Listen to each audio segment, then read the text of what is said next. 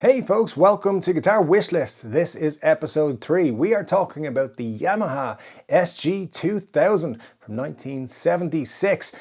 It's an awesome guitar and we'll get into it. But first, just want to remind you, so a lot of inspiration for this series is coming from this book, 1001 Guitars to Dream Of Before You Die. And as you can see, it's a huge book and it's very cool. There's 1001 guitars in it from the 1930s right up to today. And if you want to check out the book yourself, there's links in the description to get yourself a copy. Now let's talk about the Yamaha SG2000 from 1976.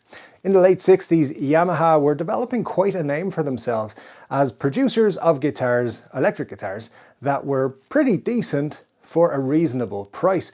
And this is mostly springing from their Flying Samurai guitar. Now, when I say Flying Samurai, you might think to yourself, is it a knockoff of Flying V?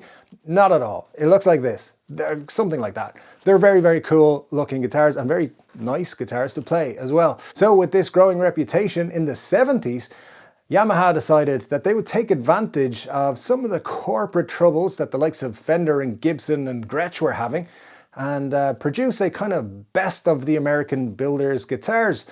So what they came up with was this kind of illegitimate child of the Les Paul and the SG.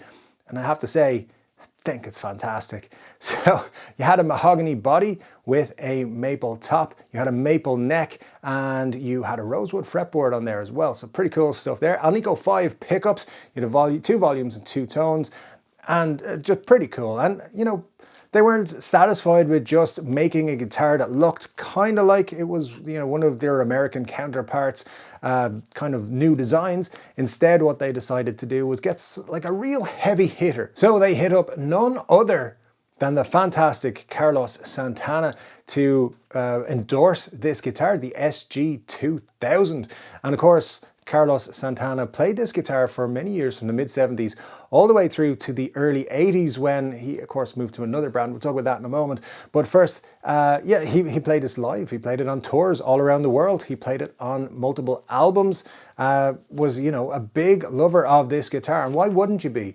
It's kind of the best aspects of the SG and the best aspects of the Les Paul, just all in one beautiful little package. Now, when I say PRS, you know, we're obviously the company that he went to.